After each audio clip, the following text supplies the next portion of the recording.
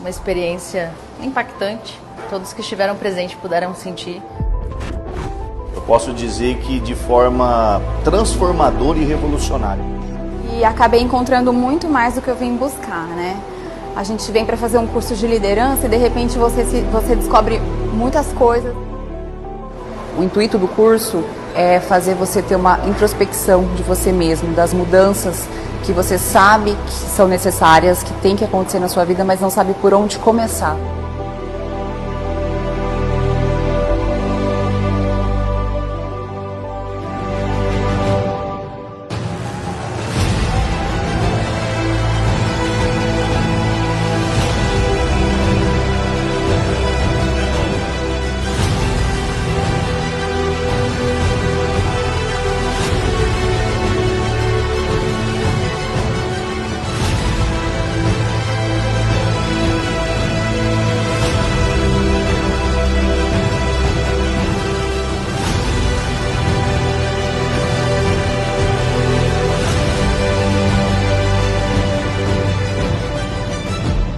Sabe nem por qual razão você existe, como é que você vai conduzir as pessoas?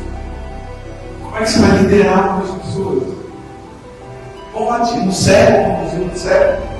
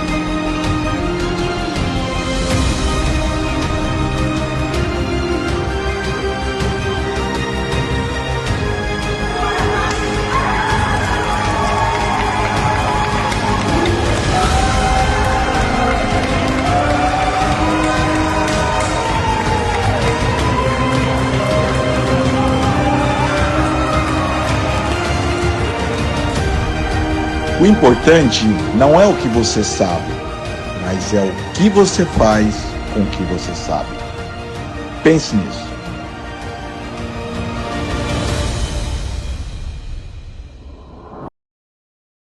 Olá, estamos começando hoje e agora o podcast Crescendo. E nós temos hoje a Coronel Graziele, que é secretária de Assistência Social e Cidadania. A simbologia, como que chama? É tão complicado para mim. CETASC. CETASC, né? Então é bom que as pessoas que estão ouvindo saibam. E eu estou aqui com a Cristiane, que é uma aluna minha, né? Que fez treinamento comigo, e eu convidei para ela me ajudar a entrevistar a Coronel Graziele.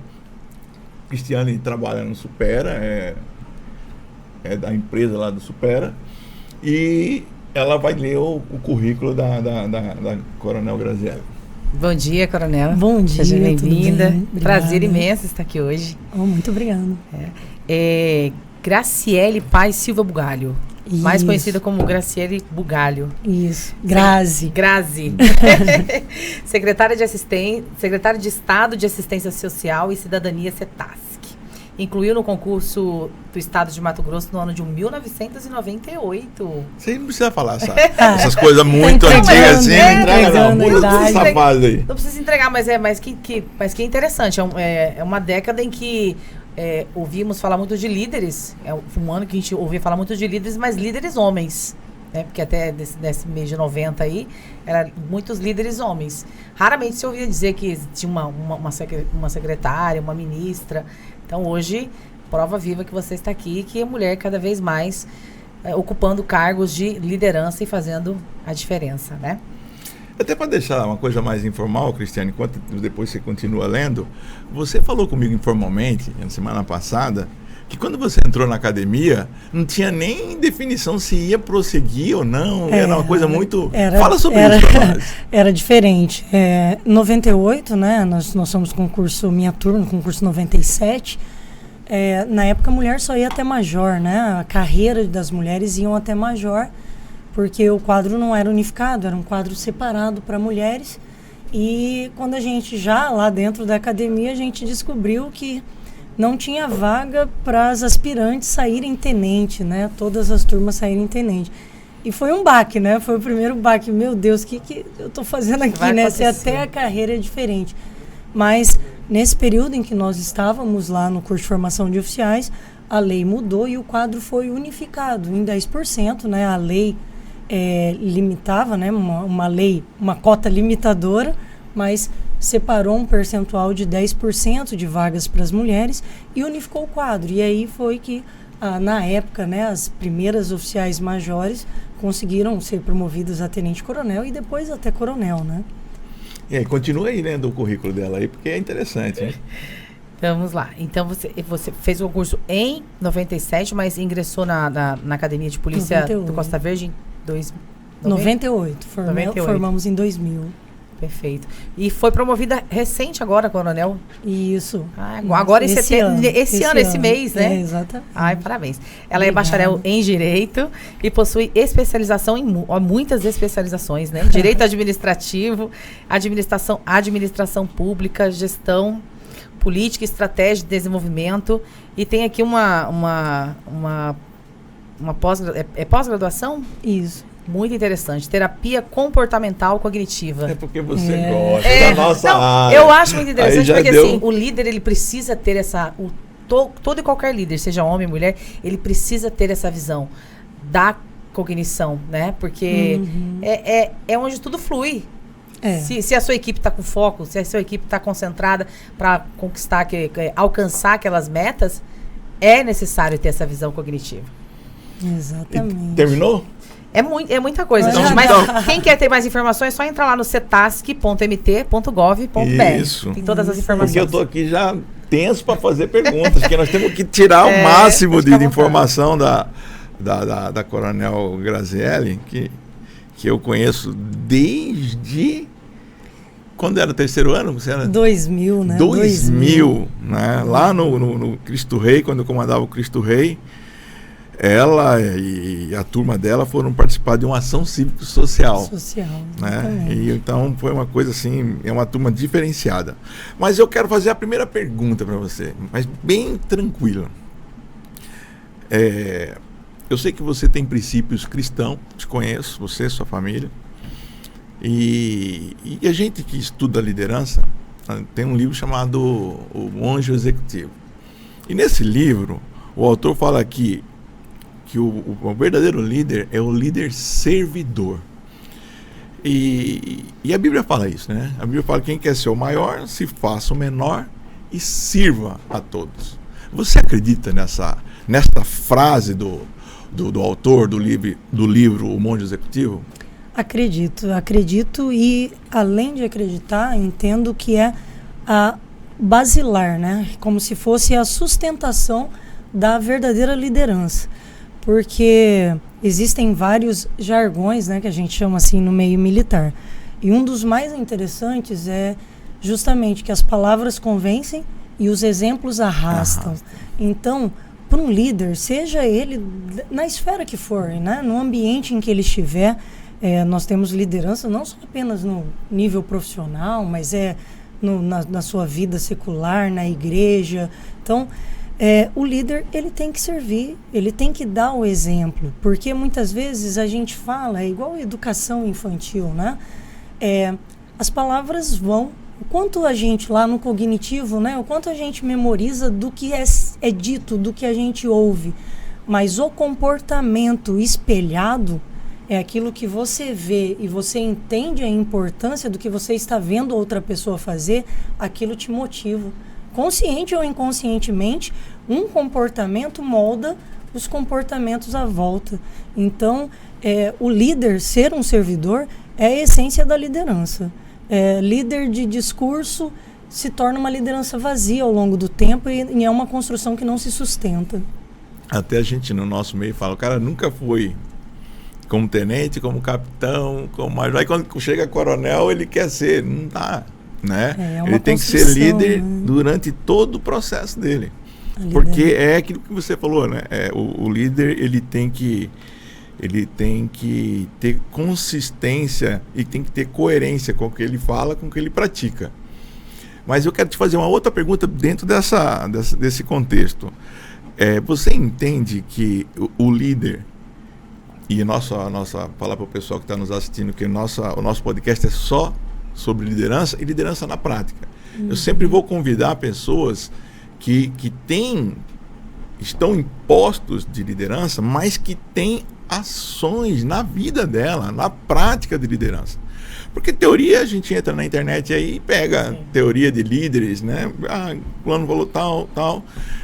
Eu até estava assistindo esse dia um podcast, um professor dando sobre liderança. Aí eu falei, cara, mas ele liderou o quê? Quem? Quantos? Quando? Né? Isso é importante.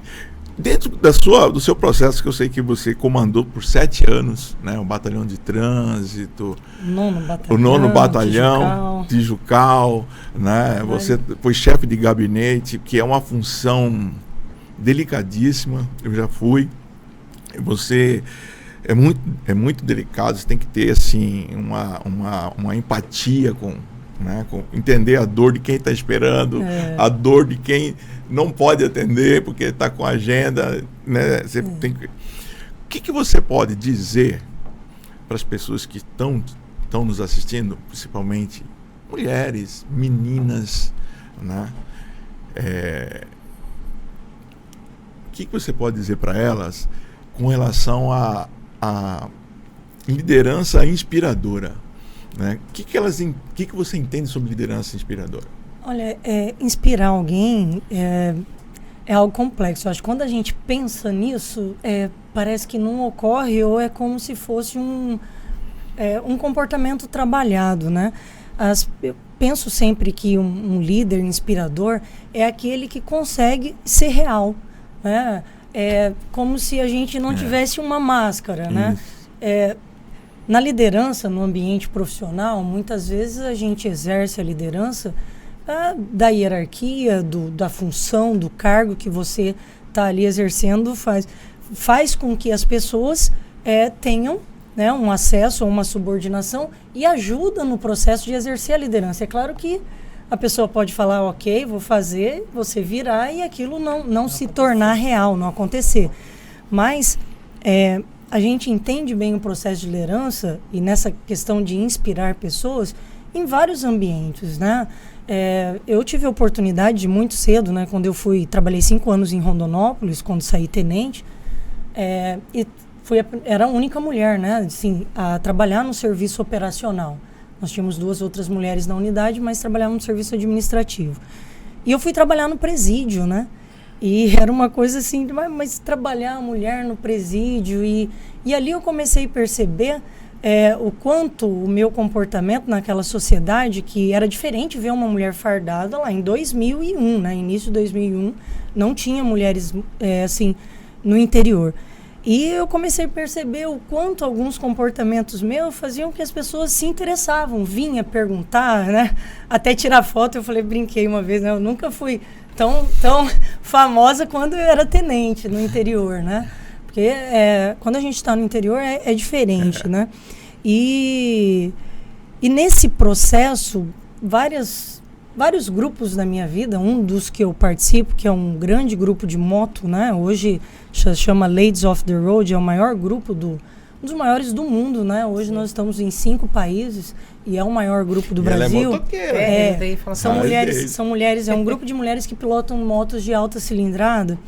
E quando eu fui, já era tenente no interior, não tinha poucas mulheres, motociclista. Aí quando eu fui fazer os primeiros cursos lá e tinha um grupo de motociclistas lá da polícia, e isso então tomou uma proporção diferenciada, né?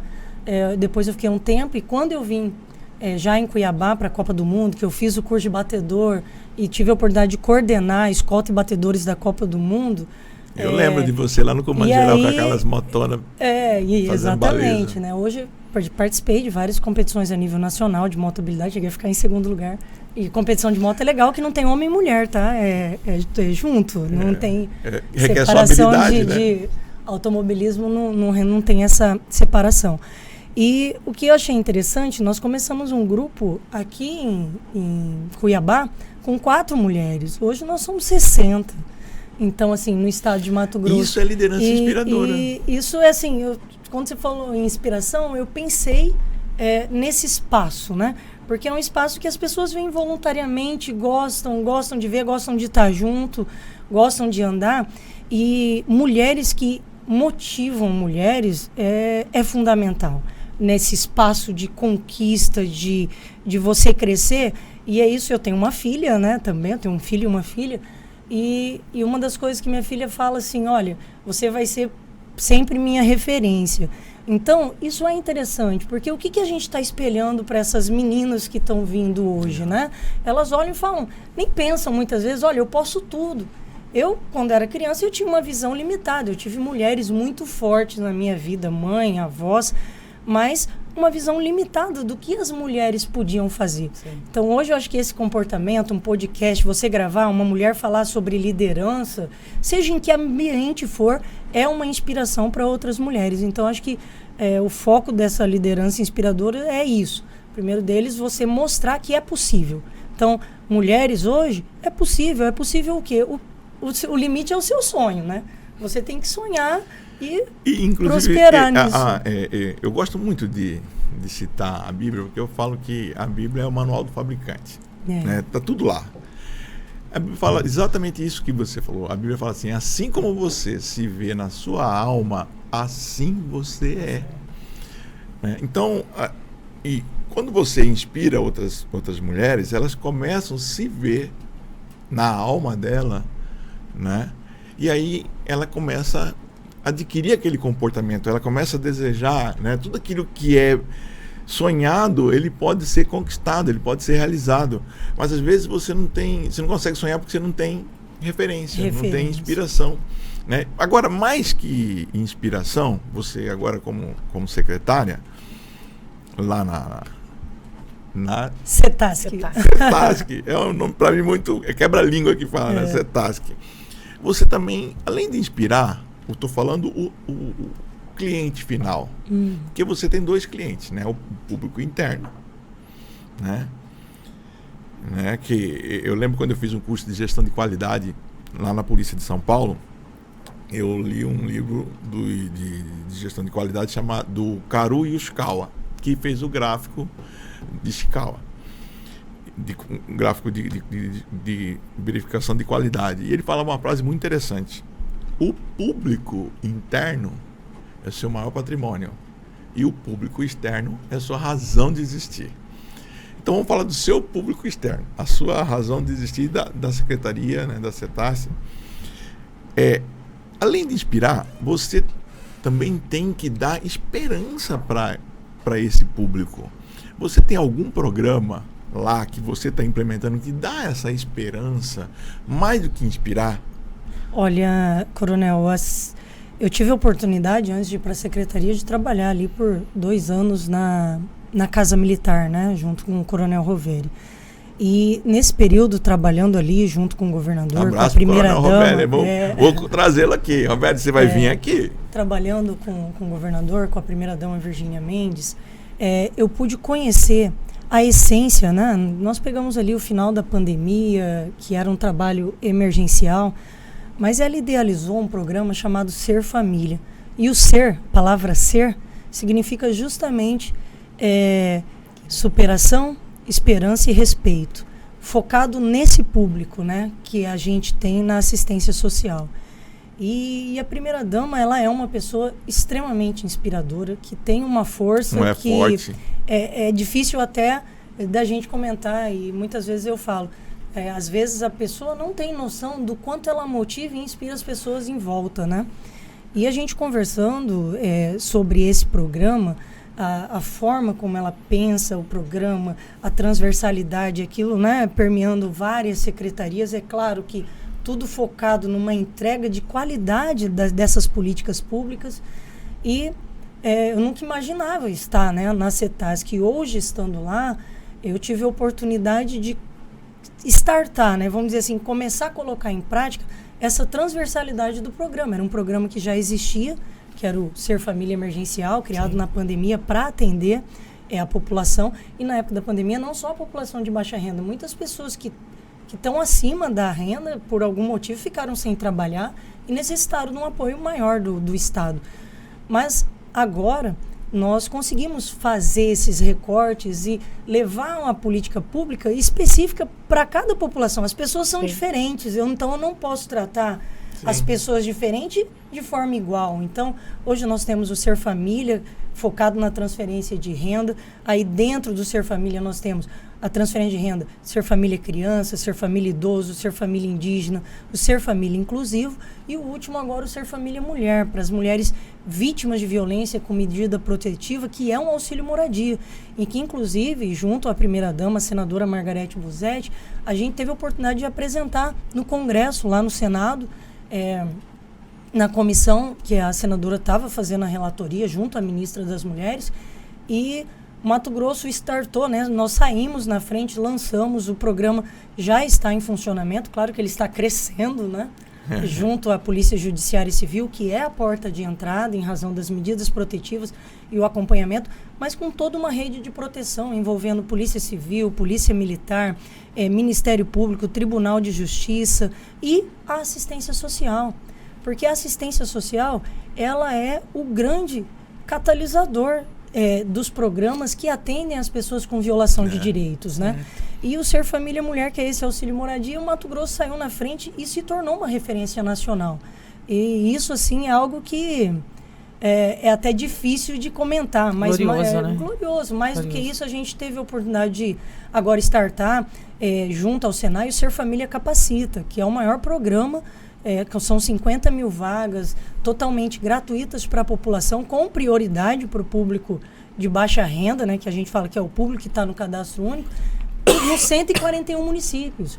Então, assim, Mato Grosso vive um momento de oportunidades, um momento em que a gente está trabalhando para desenvolver pessoas, né? Então, você atende a pessoa, esse público, né, que o senhor falou, qual é o nosso foco? É levar essa política com eficiência e qualidade para atender as pessoas no momento que elas mais precisam, mas também dar oportunidade para que elas se desenvolvam.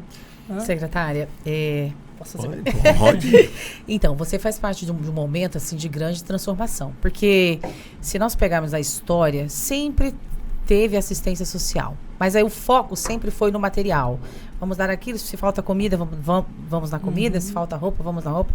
E o que eu percebo nessa gestão com você, com a primeira-dama?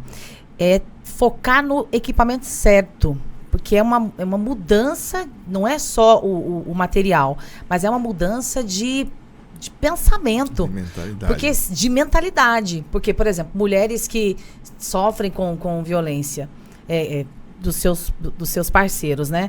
Se ela não tiver uma mudança ali interna, se não tiver esse processo de transformação, ela provavelmente vai voltar para aquele mundo, né? E o que eu percebo com esse programa Ser? O trabalho, ele vai muito além do material, ele trabalha mesmo a mentalidade, desde a criança, isso, com Ser Família Criança. Com Ser Família Criança, Ser Família Indígena. Então, é um trabalho muito incrível. E como que você se sente fazendo parte desse processo que, no meu ponto de vista, é glorioso, é transformador? Porque, com certeza, quando você foca no equipamento certo, os resultados vão acontecer extraordinariamente. Como que você sente fazendo parte desse processo agora de transformação? Olha, primeiro, assim, o primeiro sentimento é de alegria, né? Mas acompanhado de uma grande responsabilidade. Essa é a verdade. Em alguns momentos, né, pesa, e em outros você entende que você é capaz de fazer algo diferente. Eu acho que uma palavra, né, que é uma palavra que o governador usa, mas que hoje, acho que necessária, que é a disrupção. É você conseguir sair do que já está estabelecido. Não que o que está estabelecido é ruim. Tem muita coisa boa, né? Quando a gente fala de gestão pública, política pública, tem muita coisa boa. Muitas vezes você não consegue levar uma política pública até o final, ela não é avaliada e você fala, não funcionou e descarta. Até né? pelo tempo também, Pelo né? tempo. São 4 anos. Então, tem muita coisa boa, mas a gente tem que o tempo inteiro fazer um exercício de sair da onde você A está. zona de conforto. Né? Sair daquela... E ver, será que isso está atendendo o que as pessoas precisam? E nesses cursos está sendo interessante, eu estava na formatura, até esses dias falei, formatura sim, né? O último dia de aula de duas turmas, de costureiro e confeiteiro. E uma pessoa falou um negócio. Uma das coisas que eu quero agradecer em relação a esse curso e ao governo é porque esse curso cura. E aquilo me marcou de uma forma assim, eu fiquei emocionado, né? A gente tenta dar aquela segurada. Eu sei como porque que é. Eu não entendi, esse curso cura. Ela estava falando de um curso de costureira. Cura por quê? Porque era uma pessoa que falou ali, na frente de todos, que não tinha mais vontade de levantar de manhã. E ali, ela estava triste, mas não por não ter conseguido ou não ter aprendido, mas porque ela não ia conviver mais com aquelas pessoas que mudaram a forma dela ver a vida. Que hoje ela estava feliz porque ela sabia o que ela queria. Inclusive, ela queria continuar a fazer um segundo curso, que é costureira industrial, alguma coisa assim. E a reclamação dela era que a carga horária era pequena, tinha que aumentar a carga horária. E aquilo, para mim, foi marcante, porque isso é desenvolver pessoas. Isso é você mostrar que ela tem o que é necessário. Potencial. Né? E aí você extrair e dar oportunidade para essa pessoa se desenvolver. E uma das coisas mais difíceis é levar as pessoas para o curso. Muitas vezes as pessoas estão vivendo nessa dependência e ela não enxerga o próprio potencial. Sim. Que ela pode se desenvolver. Né? Daí agora eu vou fazer o gancho aqui do crescendo. Cadê aqui o câmera aqui, ó? É crer, ali, crer sendo. Crer no seu potencial sendo a sua melhor versão. É isso que nós acreditamos, porque primeiro tudo passa pela fé, né? Você tem que, assim como você se vê na sua alma, assim você é. Isso é fé. E você tem que ser aquilo que você acredita que pode ter.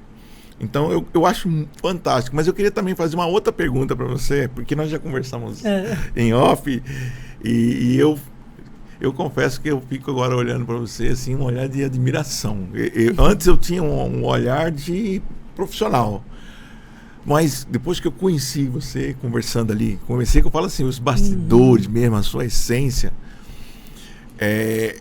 eu achei fantástica aquela situação que você me falou das prefeituras, quando vocês dão as verbas, você fez uma metodologia que eu falo que é a metodologia de Rui Barbosa. Rui Barbosa falava que justiça é tratar os desiguais na medida das suas desigualdades. E você falou que você faz isso na distribuição de verba, de curso para os municípios. Me explica melhor isso aí. A assistência social, né, no Brasil, ela é toda regida por uma lei, né, que é a LOAS. Então tem o Sistema Único de Assistência Social, que trata das competências da União, dos estados e dos municípios. Mas Mato Grosso, né, a gente acha interessante isso, Mato Grosso tem muito isso de potencialidade, né, de buscar algo diferente. E dentro da assistência social nós temos uma comissão intergestora bipartite que vota e pactua toda essa distribuição orçamentária para os municípios e várias outras políticas públicas. E nessas discussões, logo que eu assumi, nós temos, né, uma presidente do colegiado, trouxe algumas dificuldades que estavam passando, mas já uma possibilidade de metodologia, porque muitas vezes, até no governo federal, o olhar para os municípios são como se eles fossem iguais. Então, se dividia, por exemplo, até então, orçamento por tamanho de município. E aí o questionamento que a gente faz sempre é, olha, será que 2 municípios com 50 mil habitantes são iguais? O que vai diferenciar para a assistência social? Qual é o público da assistência social? É o público de baixa renda. Então, primeira coisa que eu tenho que saber, né? Um município que tem 50 mil habitantes e tem 20 mil pessoas de baixa renda é muito diferente do município que tem 50 mil habitantes e tem 10 mil pessoas de baixa renda. Então, a análise é completamente diferente e também o recurso para esses municípios tem que ser diferente. Eu não posso tratar um município que tem um IDH alto igual um município que tem um IDH baixo. São variáveis que dentro da assistência social, que o grande objetivo é a superação da pobreza. É que a gente... quando se fala em pobreza, até a palavra pobreza, as pessoas usam mais vulnerabilidade, baixa renda, né? Mas é isso, nós temos que trabalhar o tempo inteiro para superar a pobreza. O foco principal é a fome. Ninguém pode passar fome, isso está claro, está escrito na Constituição, e os municípios, os estados, a União e a gestão pública tem que trabalhar para que isso aconteça, né? Então a gente tem que ter clareza, olha, nós temos que trabalhar política pública de uma forma que trate os municípios de acordo com o número de pessoas na pobreza que ele tem, né? Com as necessidades também. Com as suas necessidades. Então, foi essa metodologia que a gente trouxe. O cofinanciamento, que é isso, né? Que é o Estado passa fundo a fundo para o município. Em 2023, ele teve mais de 200% de aumento. Então, foi de 9 para 22 milhões. Repasse fundo a fundo, para que os municípios realmente apliquem esse dinheiro naquilo que ele planejou para assistência social. Isso só é possível num estado que economicamente viável, que hoje tem uma gestão fiscal que nos dá essa oportunidade, né? Eu falo, o governador Mauro Mendes, ele saneou as contas públicas e hoje nós temos oportunidade de trabalhar políticas públicas com esses recursos oriundos de um estado que está saneado, né? Que não era realidade até um pouco tempo atrás. Nós somos servidores públicos, sabemos disso. Sim. O quanto é difícil ter a remuneração dividida, né? Várias vezes. Deixa eu te... vai estar sendo editado, pode não ter beleza, problema, não. Tranquilo. Sábado eu participei de um evento, até mandar um abraço pro pastor Fernandes, Cuiabá. Da Assembleia de Deus Madureira, Cuiabá, que fez um evento chamado Start Prosperity. Acho que é Start Prosperity. Start Business Prosperity. Muito bom evento. Estou fazendo merchan aqui. Mas o que eu gostei? A palestra do governador. O governador, ele foi lá e eu estou falando isso até para você... É um telefone sem fio, para dar o feedback para ele. Porque como você trabalha também com a primeira-dama, para fazer chegar a ele. Eu achei fantástico, porque ele comunicou com a gente de uma forma assim... sabe, não foi uma exposição, foi uma pessoa falando com outra pessoa. Né? Tem aquela fase, eu acho que é da psicologia positiva, que fala, use a técnica que você quiser, o método que você tiver, entendeu? As ferramentas que você dispuser, mas quando tocar no outro homem, seja apenas outro homem. Exatamente. Eu achei muito legal. Ele contou a história dele, a jornada de herói, entendeu? Os fracassos, os acertos. Me conectou muito. Eu já estou na reserva, não preciso, você entendeu? Fazer nenhuma... Mas eu acho que é importante dar essa validação, esse feedback, porque foi fantástico. E por que eu estou falando isso? Porque eu acho que todos os secretários deveriam fazer isso, sabe? Porque você tem que falar com o seu público de forma simples. Assim, direta. Ser humano para ser humano. Mãe, esposa... Você entendeu? Pessoas que têm medos, que têm necessidades, que têm dificuldades. Sente dor como a gente. Que sente dor, porque senão fica muito encastelado e aí não conecta com o povo. E aí volta lá no começo da nossa fala. Não é aquele líder inspirador. É aquele líder, aquele impositivo. Que existem, né? Mas eu vi na fala, foi um silêncio, todo mundo querendo ouvir. Sabe? Foi um trem tremendo. Não, é tremendo mesmo. E isso também é inspirador, né? Você... sentir que é uma pessoa que tem limitações, que tem medos, falhas, mas o que diferencia a pessoa é o objetivo. Tem o objetivo e vou superar, e vou caminhar, e corrijo o ponto, né? Pego o azimuth, né? E vai. E a gente fala isso porque muitas pessoas chegam e falam assim, mas tem que ter coragem. Eu falo, gente, para ter coragem, você tem que ter medo. Não existe coragem sem medo. Você não tem medo? Claro, 1 milhão de medo. Mas o que a gente tem que ter e coragem. Ele é fundamental, né? O medo é fundamental, né? O medo é importante. Essas situações adversas porque a que vão surgindo. Virtude é a coragem. E a coragem, igual você falou, pressupõe que superação do medo. Né? Secretária, pelo pouco aqui conversando com a senhora e analisando, né, a sua fala, a gente percebe que a sua liderança, ela passa muito pela inspiração, né, e pelo despertar. Eu acho isso fantástico, assim, enquanto você como líder, você conseguir despertar no outro, essa vontade de sair da zona de conforto, né? Quando você foi lá aquela senhorinha falou assim, esse curso, porque foi um despertar. Se você, como você falou, é muito difícil você levar essa população para isso, porque eles estão tão na zona de conforto, porque nós vivemos um processo de você tem tudo se você tem fome, tá aqui a comida. Mas não ensinar a pessoa a ir lá, né? Despertar essa vontade, o melhor que ele tem. A minha pergunta é, como fazer isso? Porque você era líder como Ainda coronel bem que militar. Vai ter corte, porque ela faz, depois ela... Como militar, né? E como você trabalhar isso, assim, numa secretaria? Qual que é a diferença? Tem diferença, mas... no dia a dia da gestão, né, eu falo assim, todos nós fazemos gestão de algo, né? Na polícia militar, eu falava isso para os policiais. Olha, a partir do momento que você entra numa viatura e senta nela, você está fazendo gestão. Você é motorista? O que eu estou gerindo? Você está gerindo um orçamento gigante. Sim. Você está gerindo uma viatura, combustível, mas acima disso você está gerindo as suas horas trabalhadas e empregadas, porque você pode ter o melhor líder do mundo. O que reflete é aquela pessoa que vai tocar outra pessoa. Exatamente. É ele que está lá na ponta na hora de atender a ocorrência. Não adianta você ser um grande líder e na hora de atender a ocorrência, lá, quem vai estar lá na ponta, não saber se comunicar com a sociedade, não saber diferenciar uma abordagem de trânsito numa blitz, né, como é falado, de uma ocorrência de Lei Maria da Penha, que envolve sentimentos, envolve família, e de uma ocorrência de roubo a banco.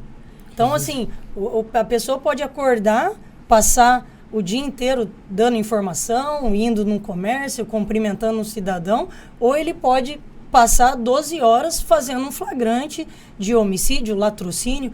Então, é algo extremamente complexo. Aí a pessoa fala, mas eu não estou gerindo. Não, você está gerindo muita coisa.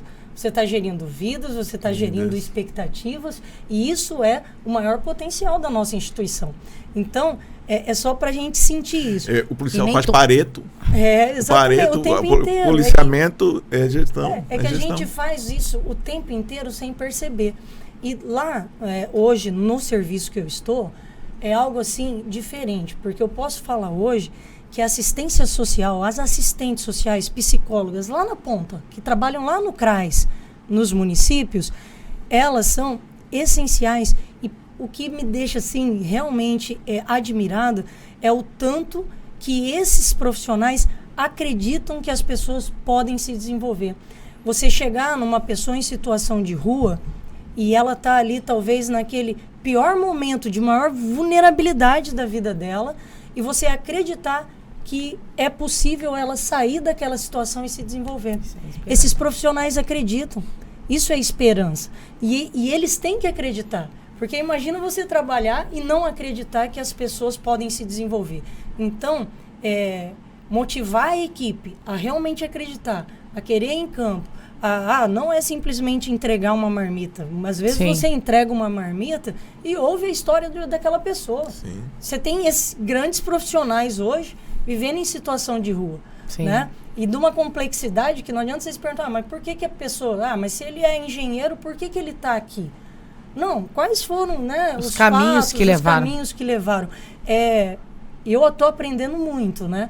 Uma das coisas que eu aprendi é isso, que a gente tem que se despir, né, de alguns pré-conceitos, né, aqueles conceitos pré-estabelecidos, e entender esse mecanismo. E hoje eu olho para a assistência social assim e falo, olha, são fundamentais para resgatar as pessoas que por algum momento estão numa situação ruim e mostrar para ela a oportunidade. Esses profissionais são a essência. Então, não adianta o Estado ir com a segurança pública e atender corretamente uma ocorrência, violência contra a criança, violência contra a mulher, se não tiver uma rede ali.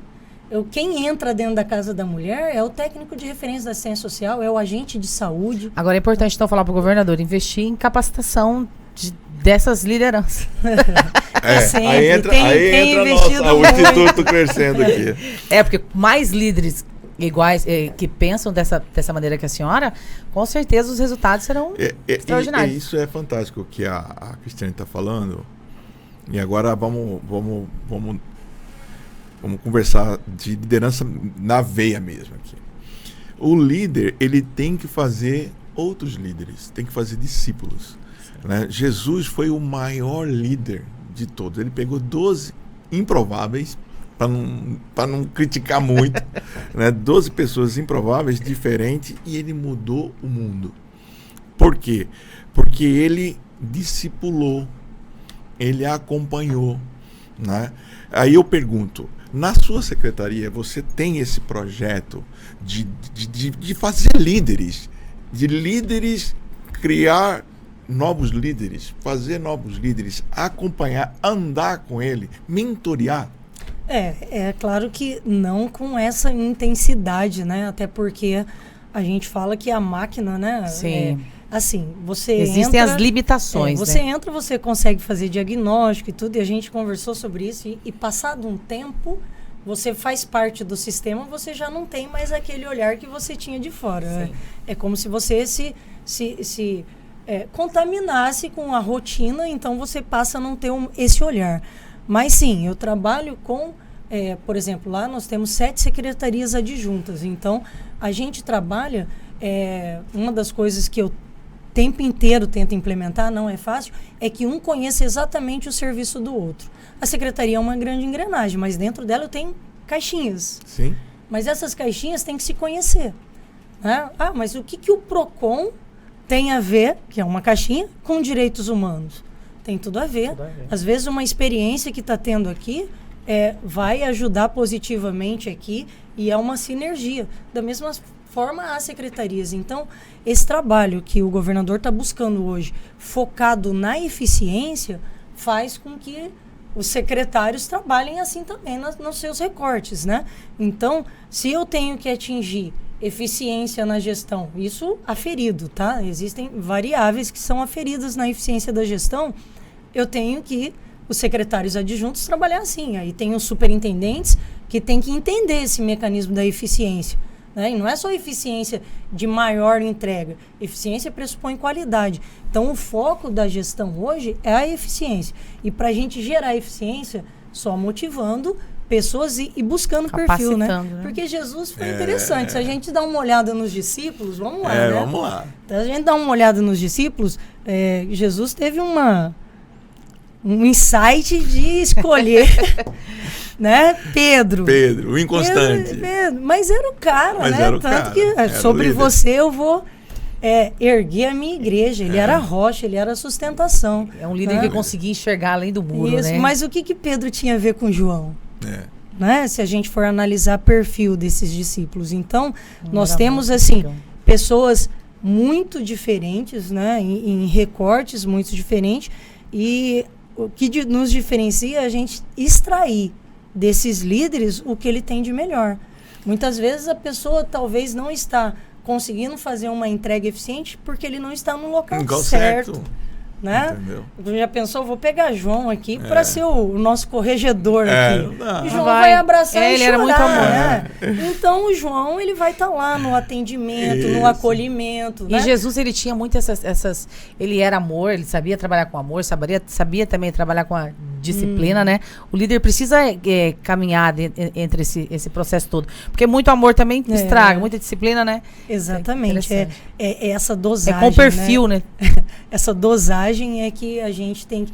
E assim, trazendo isso de Jesus é extraordinário, né? É difícil ter palavra para falar de Jesus. Mas é extraordinário justamente por isso.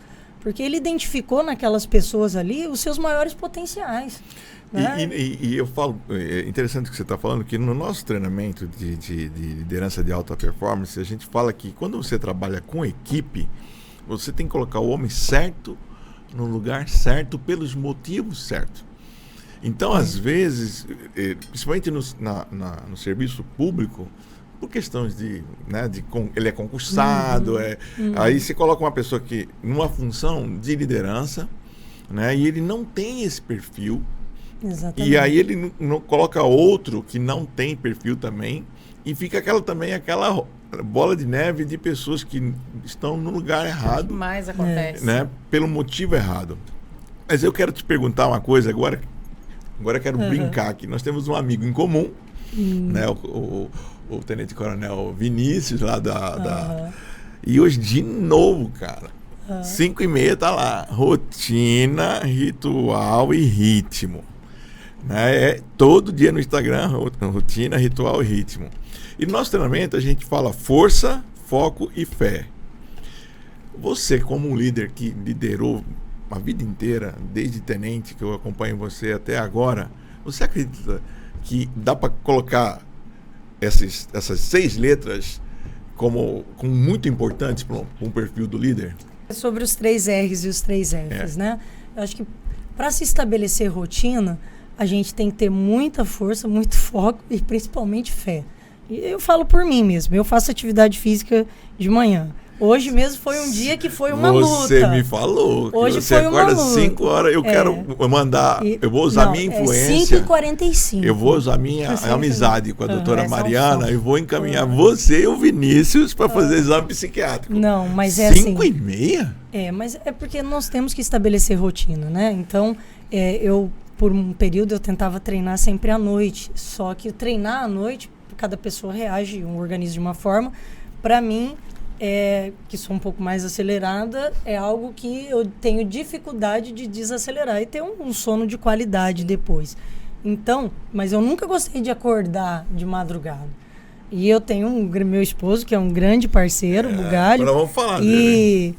E ele falou, não, vamos, você vai conseguir. E eu brinco, né, que todo dia de manhã tem pessoas, ele levanta já assim, né, bom dia, tá, né?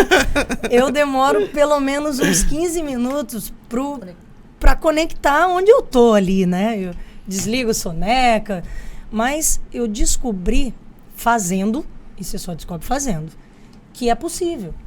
É possível a gente estabelecer rotina, porque essa rotina que eu consegui estabelecer e esse ritmo é o que me dá energia para enfrentar uma dose diária aí de 12, 14 horas de trabalho. Né? Porque a gente não é só trabalho, né? O nosso corpo é um carro, gente. O carro, você compra um carro zero. Se você não trocar o óleo, não fizer tudo direitinho, o que vai acontecer com esse carro? Vai fundir o motor, não importa se ele é zero ou não. Né? E como a gente já tem uma quilometragem um pouquinho maior... A neurociência fala sobre isso, né? Disso. A neurociência fala assim, independente, você acha que não consegue, se você disciplina, se você ter disciplina e enfrentar essa situação... Mas é uma competição lá. Eu falo, tem eu contra eu. Eu contra eu todos os dias. Às vezes você ganha, às vezes você perde. Não, hoje eu ando perdendo muito pra eu, entendeu? Hoje eu ganhei. Você ganhou de você? Né? Então, e é muito gostoso depois, né? Você tem a sensação de olha, conseguir. E para mim estabelece um padrão de mais tranquilidade, assim, né? De frequência cardíaca mais baixa, de você até estabilizar, porque senão você acorda e já se toma banho, põe a roupa, vai trabalhar. E é o único momento, tem alguns momentos que talvez você está contando a repetição do exercício, controlando a respiração, a mente fica totalmente conectada daquilo. É uma das coisas que eu gosto da moto, né? É o único momento que eu não penso em outra coisa. Agora eu percebo, você vê, você está realmente secretária. Mas quando fala da sua essência, seus olhos brilham, entendeu? Muda a sua é diferente. E falar voltando aqui para a secretária, eu sei que você tem um contato muito próximo com o Coronel Roveri, né? Vocês são na mesma turma. Eu quero fazer 2 perguntas em uma. A primeira, é verdadeira aquela frase que às vezes dividindo se multiplica, né? Que foi o caso de vocês, eram os 2 ali no gabinete militar, aí você saiu primeiro, depois ele saiu, os 2 são secretários de grandes pastas, para mim, as 2 maiores pastas da área social, porque segurança pública é social também. E aí segunda pergunta, você acha que o Gefron é a melhor parte da Secretaria de Segurança Pública, mas assim, de forma isenta. Sempre isenta. Imparcial. Né? Não porque o comandante seja seu esposo, né? E meu amigo, o Coronel Bugalho. Você pode falar alguma coisa sobre isso? Realmente o Coronel Roveri é um grande irmão, né? Desde desde a academia, né, a gente tem coincidências aí de serviço, de parceria, de escalas juntos, e depois a carreira nos separa, né, vai para o interior, e ele me deu essa oportunidade de ser subcomandante dele, né, de ser adjunta dele, e foi uma experiência gratificante na Casa Militar. Só quem trabalha na Casa Militar sabe, né? A Casa Militar é responsável ali pela segurança do governador, dos familiares, mas também das autoridades de dentro do país ou de fora que venham. Então, a segurança do palácio e adjacências é uma complexidade de atividades, mas que faz pouca gente sabe disso, né? Pouca gente sabe, e que faz você ter uma visão sistêmica de Estado, que é diferente, né? Às vezes você está no seu trabalho e você tem aquela visão do seu trabalho, e ali as pessoas que passam por ali começam a entender o Estado como um todo, né? E a gente entender esses recortes. E foi realmente muito gratificante, foi uma parceria, nós temos até perfis parecidos e a gente consegue assim se complementar. E hoje tem sido o grande parceiro lá da secretaria, né? Como o senhor falou, várias situações nossas do dia a dia, eu falo que é defesa social, né? Alguns estados usam essa terminologia. O que não dá certo na assistência social ou na educação vai chegar deságua, na né? Porque a gente sempre fala isso. Existem problemas de segurança pública e existem problemas da segurança pública. Tem problemas que são essenciais de segurança pública, né?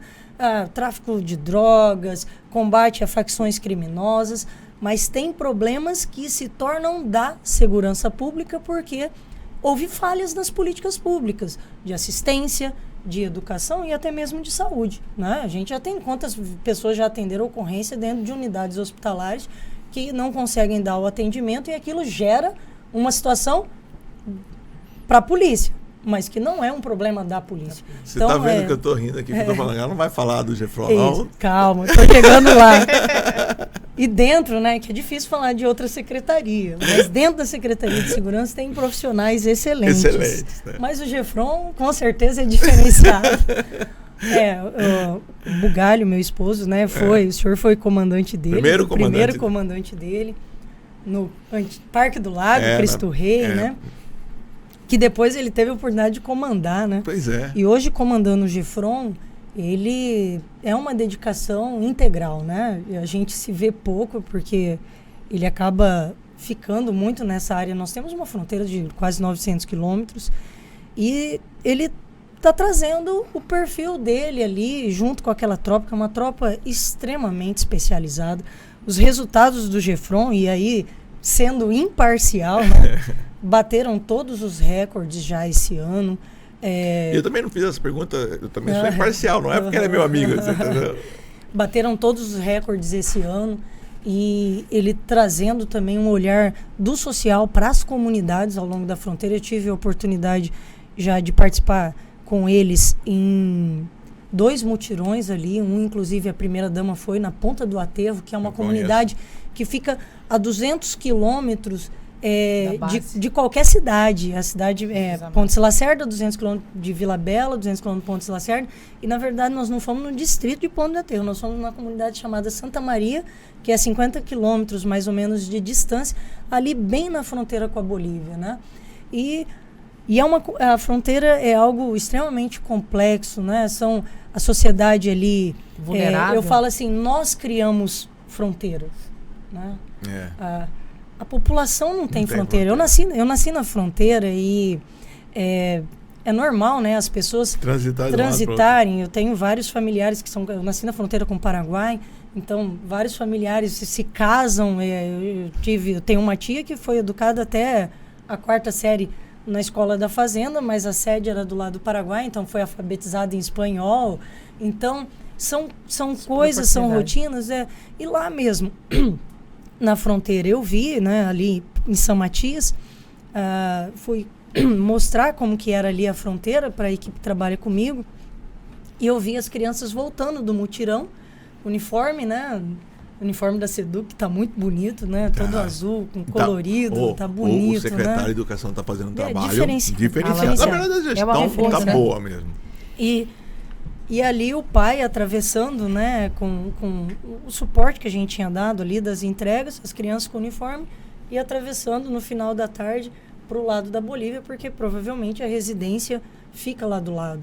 E ali você vê que o Estado é isso, ele não tem fronteira para quem mora lá. Nós aqui Que estabelecemos, criamos, né, essa fronteira. Então são trabalhos extremamente complexos que o Estado tem que se fazer presente para não se perder para a criminalidade. Sim. Onde o Estado não está presente, o poder não vaga. Eu tenho isso como afirmação, para mim. Poder não vaga. Então, se o Estado não exerce o seu poder de presença, de ação em uma determinada região, o crime se instala. E o caos. Então, é bíblico. o crime Onde se não há instala. luz, há trevas. E Onde você coloca a luz, afasta as trevas. E o Estado seria a luz, né? Porque aí a gente vem lá de Rousseau, né? Do contrato social. Exatamente. E o GEFRON, ele se tornou a luz para aquelas comunidades de fronteira, porque o GEFRON, ele atua, claro, né, com foco mesmo nesse combate ao crime internacional ali nas nossas fronteiras, mas ele estabeleceu uma sensação de segurança para as pessoas que moram na faixa de fronteira diferente. O senhor deve lembrar ali, no início dos anos 2000, a dificuldade que as pessoas tinham de morar nos municípios que ficam na faixa de fronteira. Eu quero fazer uma defesa do GEFRON, porque eu comandei Pontes Lacerda em 90 eu fui para lá em 16 de dezembro de 94 e saí em 96. Eu já estava trabalhando no 6º Batalhão. E o GEFRON, ele foi a mesma situação hoje do projeto SER lá. Ele criou uma transversalidade. Porque eu me sentia, por exemplo, muito isolado. Essa região é de Pontes Lacerda, que hoje é um comando regional. E era eu, de tenente, de oficial, um subtenente e acho que nos 11 municípios tinha 80 policiais.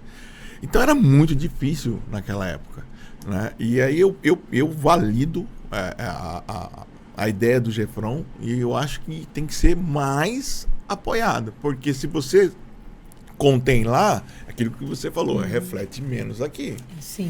E Né? ele tem um papel social incrível, então, pelo que eu ouvi de você aqui tem agora, um né? papel porque tem capilaridade, né? E assim, o GEFRON não atua igual, né, as outros organismos de polícia que tem recorte específico. Então, eles atuam com um patrulhamento rural mesmo, de conhecer as pessoas da comunidade. E aí, esse trabalho que é feito pelo Grêmio, que é um trabalho social com criança, nas comunidades. Quando eu falo comunidade, no primeiro que a gente fez, esqueci o nome da comunidade, mas é ali antes de São Matias, a gente tinha expectativa de 150 pessoas, deu mais de 300. Justamente pela capilaridade dos policiais do GEFRON que conhecem as comunidades. Então, é em torno de 8 comunidades, todo mundo foi para uma das comunidades. E, para mim, foi uma surpresa. Eu não conhecia até então bem essa região, apesar de ter comandado o trânsito rodoviário, né, urbano e rodoviário, por 4 anos, e a gente fazia muito esse trabalho junto com o GEFRON, ali nas vicinais, né, em relação à questão de carro roubado e essa situação, mas as comunidades eu não conhecia, né, dentro das comunidades. E é muito interessante, é uma população bem miscigenada mesmo, são descendentes de quitanos, essa situação. Eu quero agora perguntar para você, Graziele, uma coisa eu acho que é muito interessante. Qual foi a sensação da sua promoção? Qual foi o sentimento? Entendeu? Fala para nós aí. É de realização, né? Porque a gente sabe que a nossa carreira, né? Ela é uma carreira piramidal e nós temos excelentes oficiais, mas é uma carreira que afunila. Então, Highlander, só pode haver um. O fato de você ter excelência em uma área ou em outra área, ter competência, ter suas capacidades, muitas vezes não são suficientes para que você chegue ao posto de coronel. Então, para mim é uma alegria, é o sonho, né? Eu acho que eu dei aula na academia desde 2010, né, de legislação, e todas as turmas eu sempre falei isso, e eu comandei o SFAP também, né? A gente tem que sonhar em chegar ao final da carreira, no topo da carreira. Até porque isso é o alicerce que faz o tempo inteiro você ir ressignificando algumas coisas e traçando o seu caminho, os seus objetivos e alcançando ele aos poucos, dar aquela volta aqui, mas não perder o foco. Então, você sonhar em chegar ao ápice da sua carreira, seja praça ou oficial, ajuda você a manter o foco. E eu sempre falava, e acho que eu falei isso para o senhor uma vez, né, a gente conversando, que se eu não fosse promovida a coronel nativa, eu sairia feliz porque eu mantive meu foco, né, de alcançar esse objetivo. Mas alcançando ele, sendo mulher, sabendo de onde eu entrei, como era, e estar aqui hoje, é uma realização sem limite. Eu vou falar para o senhor que quando acontece a gente fica sem palavras. Não tem palavras para descrever essa sensação. Pegando esse né? gancho seu, assim, quer mais? Assim, porque líder, a gente, pelo pouco aqui, né, eu não te conheci pessoalmente, li um pouquinho sobre você, mas a gente percebe que você inspira bastante. Estou até aqui pensando, meu Deus, eu vou começar a levantar cedo para a caminhadinha. Líder, isso é fato, você tem muita competência, assim, pelo pouco que a gente percebe aqui. Já conquistou o posto de coronel lá na vida militar. E aí, quer mais? Depois de secretária, porque existem possibilidades, né? Eu já Liderar estou, talvez um grupo de motoqueira pelo mas mundo, sempre. né? Mas eu digo no sentido mesmo geral, de Estado, se é que você me entende. Não, eu assim, a gente sonha, né? A gente sonha e você realiza o que é possível, né? O sonho te abre essa oportunidade. Sempre foi meu sonho realmente chegar ao posto de coronel e até na minha promoção, né, minha mãe estava comigo e aí minha irmã até fez uma montagem das duas fotos, né, de eu recebendo o espadim e recebendo a espada de coronel, minha mãe lá. E eu até brinquei com ela, realizamos o nosso sonho, né, porque foi minha mãe que me inscreveu no vestibular e tudo, e é uma realização. Mais do que isso, sim, eu comecei a me preparar, né, para fazer uma transição para reserva remunerada. Eu sou uma pessoa felizarda, eu entrei com 18 anos, mesmo com a reforma da Previdência, né, que a gente tem um pedágio aí de 17% na época em cima do tempo faltante, eu completo o meu tempo antes, né, mas eu tenho meu marido que vai ficar uns 6 anos a mais, eu brinquei que eu tenho que acompanhar ele. Mas isso faz a gente refletir, né, no quanto você construiu, quanto a bagagem que você tem, no que a gente tem, graças a Deus, né? Deus nos dá saúde e tudo, para a gente produzir, né? Porque o trabalho, ele também tem a realização pessoal, né? Você se realiza com o seu trabalho, é mais do que remuneração.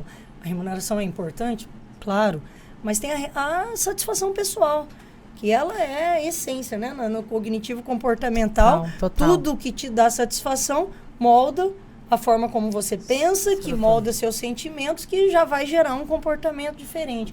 Então, isso é que me motiva. Pensamento, sentimento, resultado, ou ações. E é isso que me motiva. Então, sim, eu penso em várias coisas, né? Até uma pessoa mais hiperativa, assim, é difícil, que é tanto pensamento que é difícil de organizar.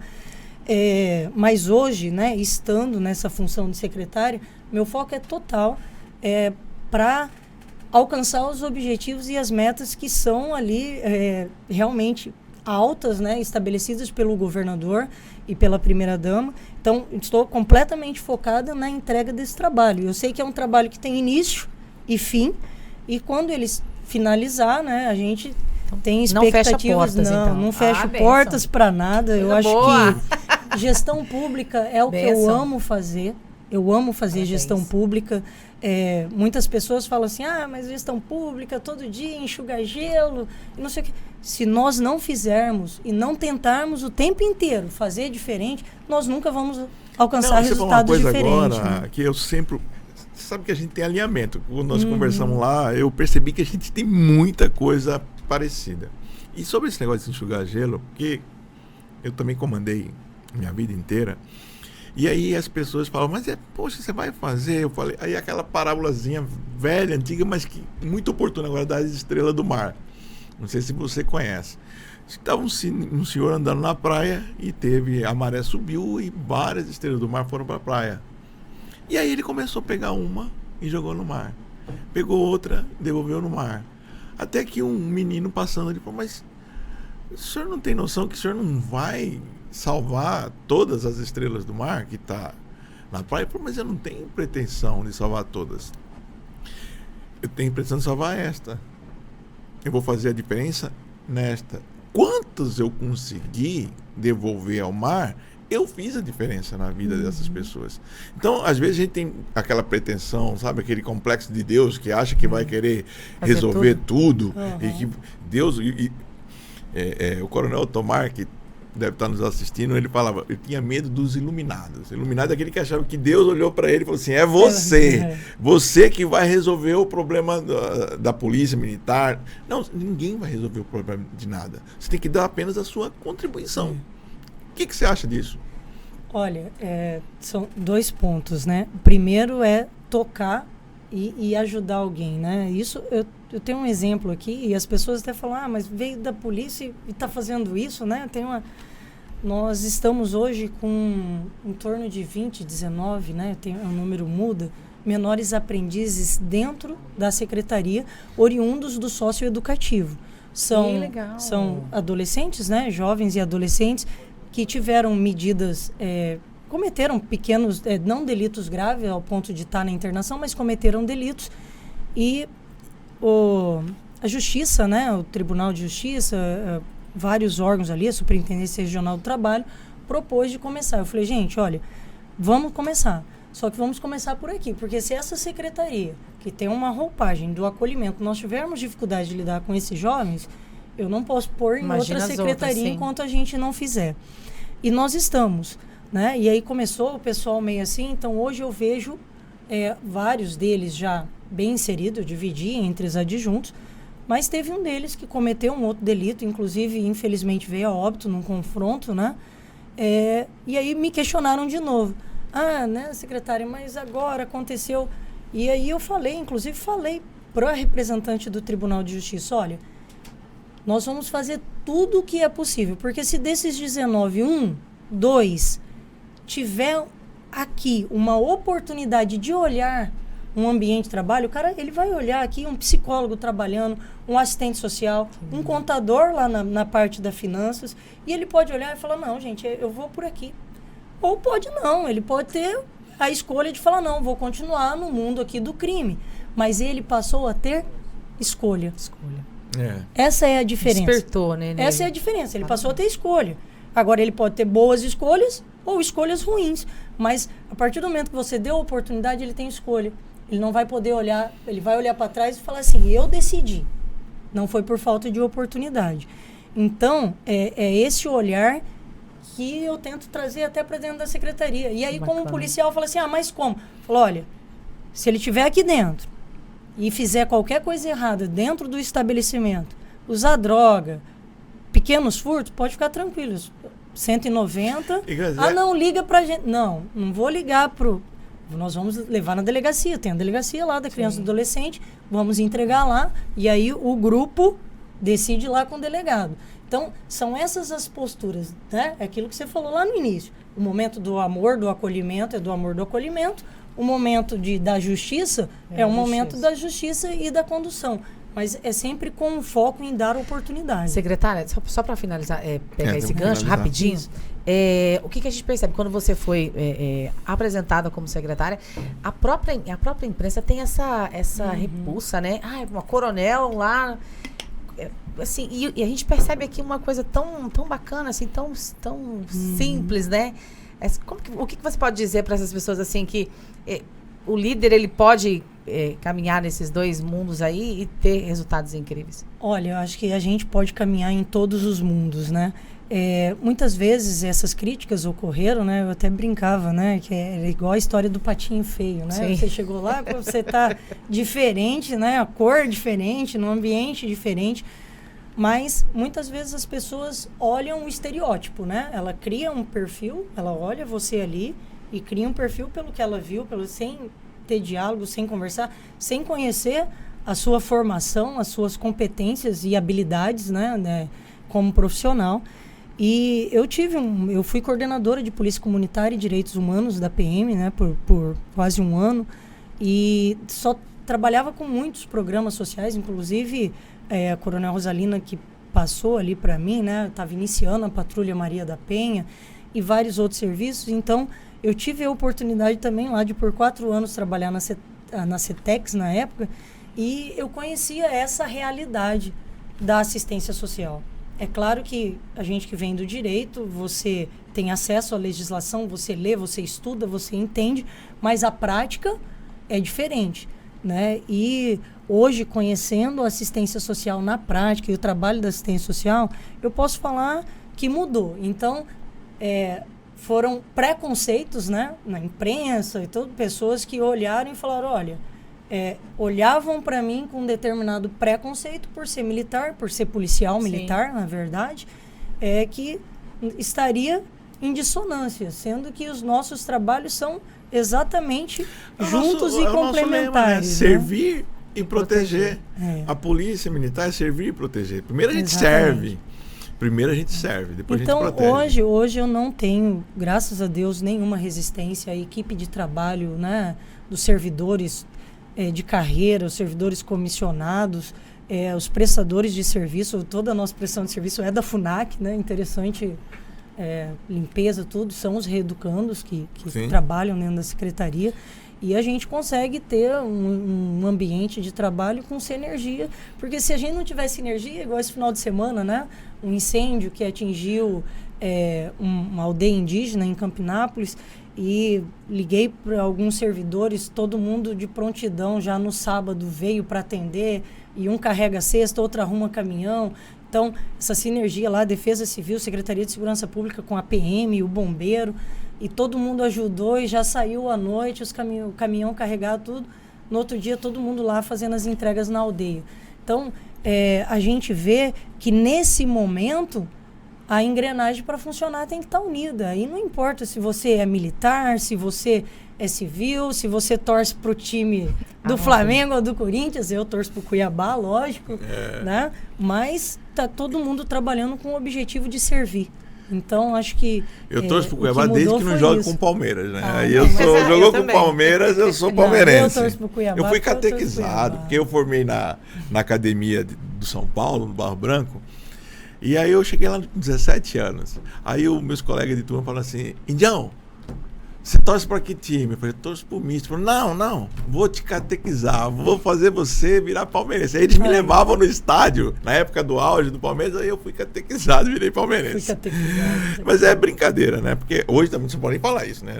Indião, não, mas era uma forma carinhosa que eles me chamavam lá. Mas deixa eu te fazer uma pergunta muito interessante. Até fazendo merchan aqui do nosso treinamento, nós falamos muito de liderança. Mas, e você tem um Ser Criança, que é um projeto Ser Criança. Eu quero fazer 2 perguntas. Além da questão de liderança, no seu projeto, na sua gestão, vocês trabalham a questão de inteligência emocional? Sim, hoje o Ser Família e Criança, né, quando a primeira-dama idealizou o contraturno, ele é um contraturno escolar para crianças de baixa renda. Então, são crianças que estão dentro do cadastro único da assistência social.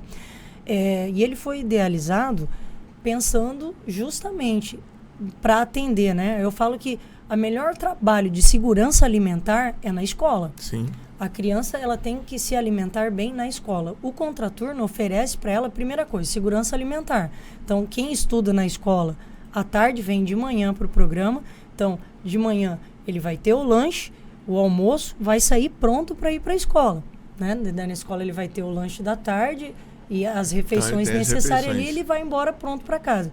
E à tarde, a criança vai para a escola de manhã, e a criança que vem à tarde para o Ser Família Criança Contraturno, ele vai receber também o almoço, todos os almoços, então almoço que está de manhã e almoço que está à noite, e o lanche da tarde, e já sai jantado para ir para casa. Ele é entregue ali para os pais prontos. E a questão da inteligência emocional foi pensada de 2 formas. A primeira, com esportes. Então lá a criança tem vários tipos de esporte, balé, judô, capoeira, futebol, mas também tem toda uma metodologia de acompanhamento do que está trabalhando na escola, mas um método cognitivo também. E socioemocional, né? Isso. Tá junto. E no método cognitivo é onde você trabalha a inteligência emocional dessas Estimula crianças essas também, habilidades. né? Estimula todo e aí a nossa neurocientista aqui pode explicar, brincadeira. Ela pode explicar até melhor do que eu como que funciona essa metodologia e quanto isso faz com que as crianças de forma interativa também consigam ali... Eu fui, no passado, eu e minha esposa, porque eu tenho uma filha de 11 anos, nós fomos, né, em São Paulo, fazer um curso chamado Coach Kids, com a professora Márcia Belmiro. Fantástico. E isso me transformou, eu, minha esposa, com relação à minha filha. E aí eu entendi, e aí eu quero assim, eu sei que eu conheço os seus filhos, eu sei a forma como você educa os seus filhos, e infelizmente não é a maioria das pessoas. E não é renda, tá? Tem pessoas que têm muito dinheiro e os filhos não têm nenhum tipo de educação emocional. E tem pessoas também com pouco dinheiro e os filhos também não têm nenhum tipo de educação emocional. Né? Minha mãe está aqui acompanhando a gente. Minha mãe tem 4ª série primária e ela que me alfabetizou. Né? Então minha mãe é uma líder fantástica. Eu vou até um dia fazer um podcast com ela aqui, né? Com ela e com a minha filha. Eu estava falando para ela hoje, liderança geracional, esse é o nome do podcast. Né? Mas voltando para a questão da minha filha, que se faz sentido para vocês, eu entendi que nós, pais, temos que ter ferramentas, aprender ferramentas, e você buscou fazendo curso de comportamental, né? Terapia comportamental, a gente tem que ter ferramentas que nos ajude a liderar os nossos filhos. Mas também nós temos que ter ferramentas que ensinem os nossos filhos a se autoliderarem. Né? E aí, nesse pensamento, que eu criei esse curso, entendeu? O Evolution Kids, que a gente vai ensinar os pais a liderarem os filhos, dar ferramenta para eles aprenderem técnicas, porque é técnicas também. Né? A gente aprende na academia, né? Técnicas para ele aprender a liderar seus filhos, mas também técnica para eles despertar nos seus filhos a autoliderança, que passa por autoconhecimento, autodisciplina e autorresponsabilidade. Você acha que o Estado teria que abraçar isso ou já faz isso? De ensinar os pais a liderarem e ensinar os pais a ensinar os filhos a se autoliderarem? Hoje a SEDUC, né, como a gente tratou aqui no início, está fazendo um trabalho realmente diferenciado, né? Eu trabalhei com ele, ele era secretário adjunto quando eu trabalhei lá. E a gente vê o quanto isso começou já a refletir até nos indicadores da educação no Estado. E não tem como melhorar a educação sem melhorar os 2 pilares dela, que um são os professores e o outro os pais. Por quê? Porque o acompanhamento, gente, é assim, aí eu não sou da área de educação, né? Eu sou professora, mas não sou da área de educação, eu fiz metodologia, tudo para entender o processo. E eu vejo assim, isso aí é uma visão muito, muito pessoal, né? Que na escola, quando os pais participam, até o rendimento dessas crianças é diferente. Não quer dizer que vai ter uma criança que não vai ter dificuldade porque o pai participa ou não. Mas os pais participando da vida escolar do filho muda. E a gente sabe que isso é real. Então, qualquer trabalho, né, que busque nos pais essa participação dele na vida dos filhos é muito importante. Para mim, eu coloquei meus filhos, né, nós colocamos, eu e meu marido, numa escola integral desde o início, porque eu não tinha família em Cuiabá, né? E com os filhos pequenos, trabalhando com plantão, a escola foi primordial. E essa escola, ela tinha muito isso da família dentro da escola, né? E era uma das coisas que eu achava interessante. Várias metodologias para trazer a família dentro da escola. Porque senão os pais terceirizam o ensino e a educação tudo para a escola, né? Mas olha, será que o ensino e a formação do meu filho é só escolar? É competência da educação formal? Ensinar os meus filhos, né? Moldar o comportamento? Então é extremamente complexo. E a gente, como pai e mãe, eu como mãe, me cobrava muito isso. Porque a gente está ausente, né, da vida dos filhos. E naquele momento em que você está ali, você tem que ter metodologias. E eu não tinha, né? Eu tive a oportunidade de fazer realmente o curso, eu e o Bugali fizemos o curso junto de terapia cognitivo-comportamental, né, essa especialização em psicologia, e mudou a vida, né? Mudou a forma como você olha as coisas. Se a gente tivesse feito antes, talvez teria sido até melhor para a educação dos meus filhos nessa fase de criança. Mas a presença dos pais, seja ela como for, por exemplo, no nosso caso, eu nunca deixava, a não sei que fosse realmente assim inevitável ir e voltar de van para a escola, porque ou a gente levava ou a gente buscava, porque nesse trajeto, principalmente o buscar da escola é muito interessante, né?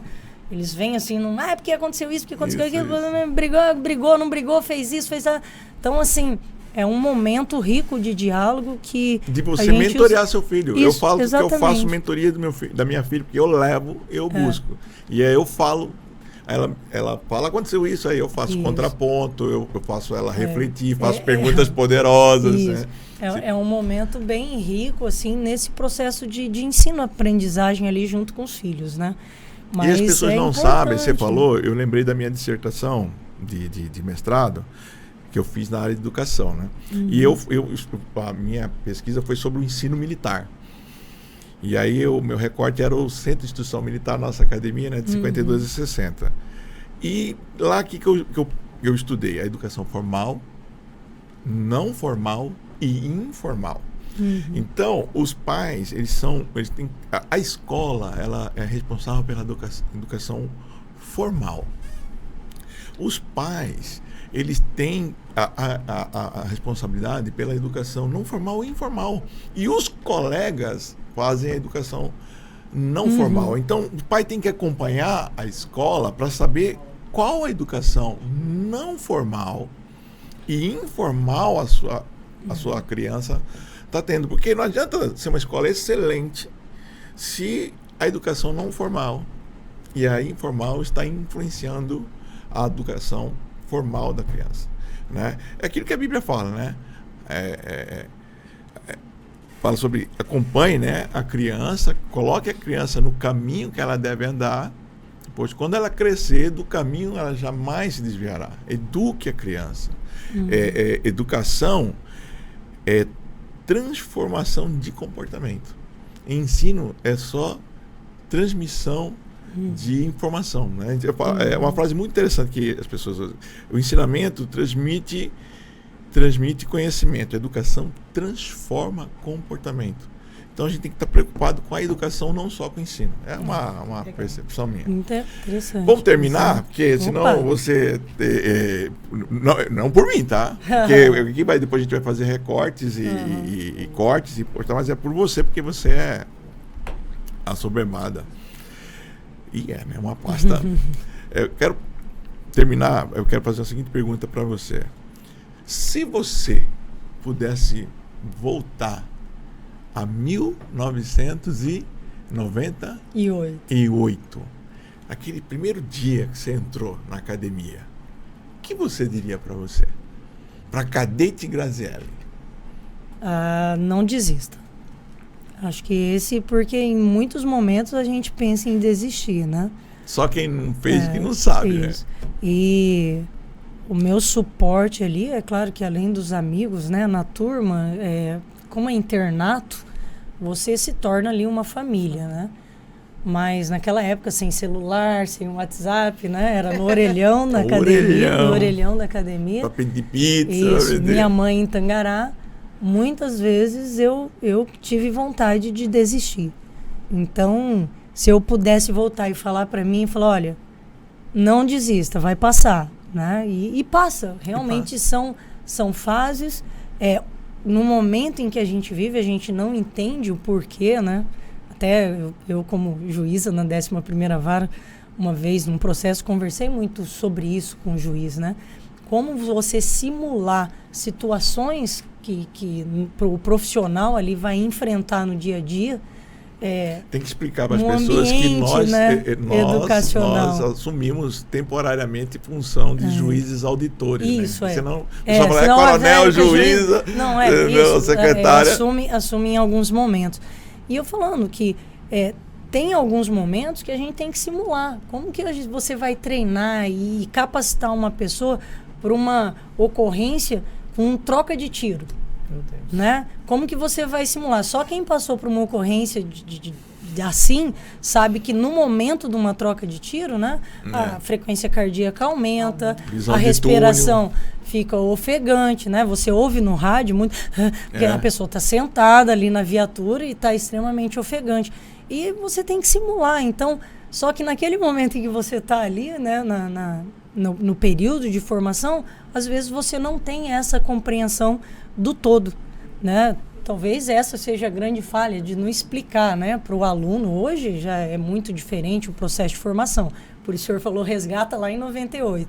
Então, se eu voltasse em 98, eu ia falar, não desiste. Você me fez lembrar, quando eu fui comandante de Juara, e nós fizemos um curso de formação de soldados. E nós fizemos a semana de exercícios adaptação, militares. né? E aí eu convidei uma psicóloga da prefeitura para acompanhar. E ela me fazia perguntas e eu respondia. Ela falou, mas por que vocês têm que entrar na lama? Isso aí não é errado? Não, mas é policial numa atividade. Entendeu? Se ele não... Aquilo que você exercita, você pratica. Né? Se você não exercitou nenhuma vez, o seu cérebro não vai ter aquilo como normal. Então você não vai conseguir praticar. Né? Por que às vezes a gente naqueles tiros ficava o instrutor batendo com varinha na gente e tal? Por quê? Para desconcentrar, para gerar estresse. Por quê? Para tentar simular uma situação de tiro. Porque na situação de tiro você está sob estresse. Você não vai fazer visada, respiração, isso não vai acontecer. Não vai. Você tem poucos segundos, você está com batimento, que você falou, você está visão de túnel. Então, você tem que simular essa situação na academia. Então, eu acho que às vezes falta um pouco a gente explicar. Eu acho que nós comunicamos muito mal a potencialidade que a nossa a potencialidade e o alcance, porque que nem agora você falou, nós somos juízes, auditores, né? Nós somos presidentes de inquéritos, né? A gente trabalha a questão do trânsito, a gente trabalha a questão ambiental.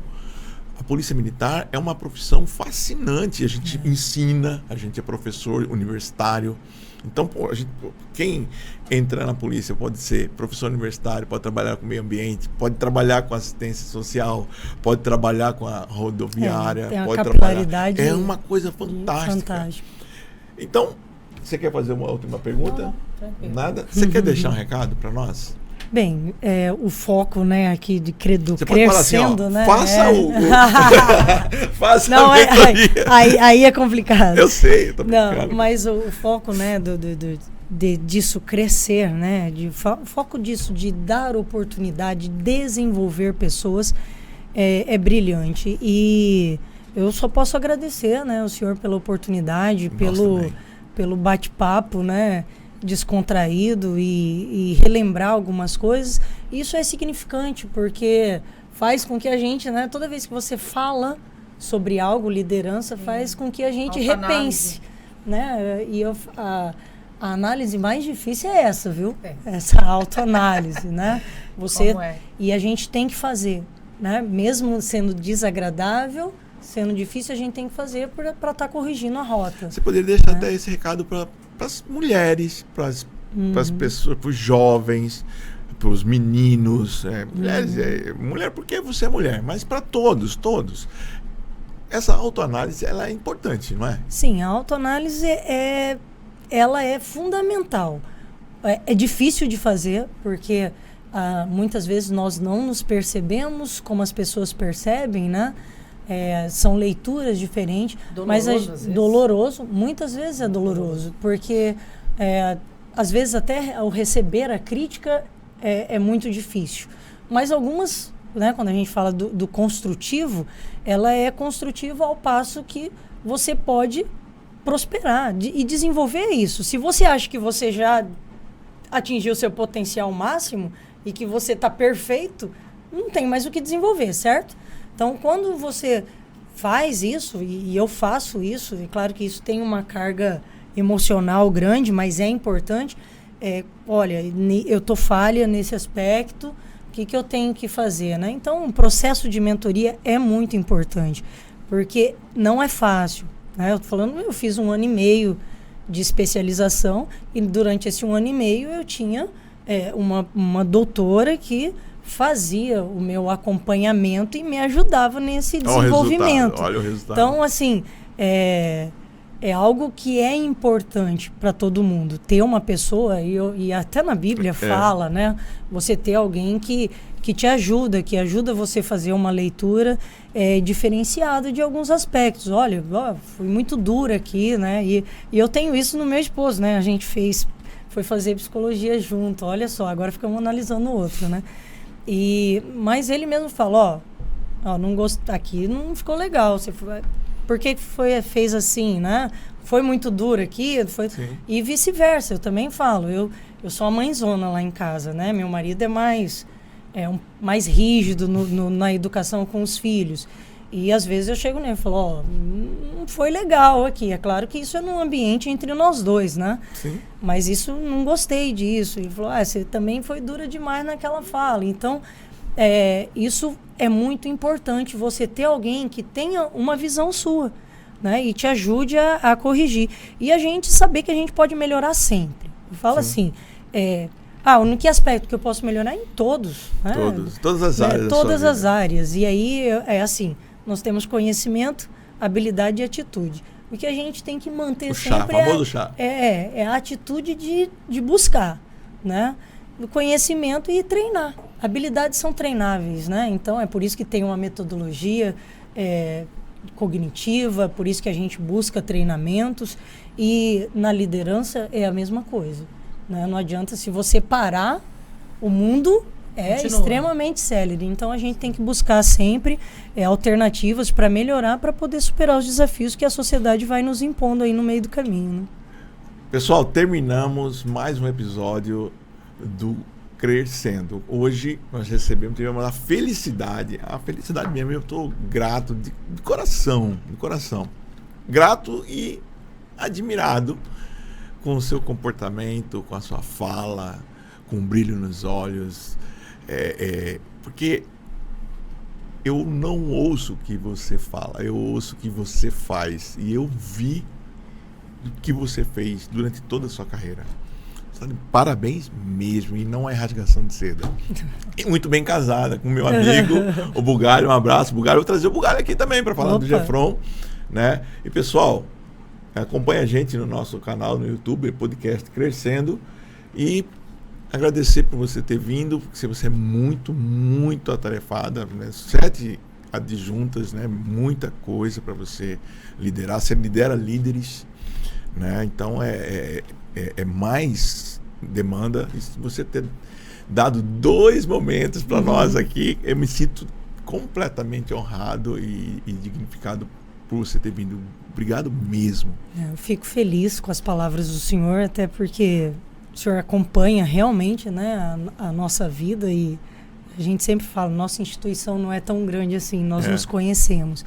E quando a gente recebe um retorno como o do senhor, que trabalha com líderes, que trabalha com pessoas, desenvolve pessoas, isso é muito importante. E assim, traz também uma responsabilidade da gente querer sempre desenvolver e fazer mais e melhor. Você ter feito psicologia comportamental, você vê nos meus olhos que realmente é verdade o que eu estou falando, você entendeu? Eu estou olhando você com um olhar assim de admiração. Nossa, que legal. Então, obrigado, agradeço o senhor, né? Te agradeço.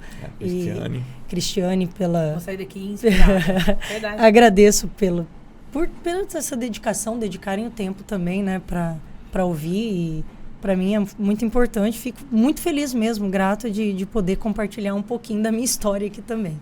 Então, muito obrigado. Estamos terminados aqui. Né? Obrigado, Cristiane. Tem que estar mais, eu acho que seu potencial tem que estar mais aí na frente. Parabéns, arrasou. Obrigada, Cristiane.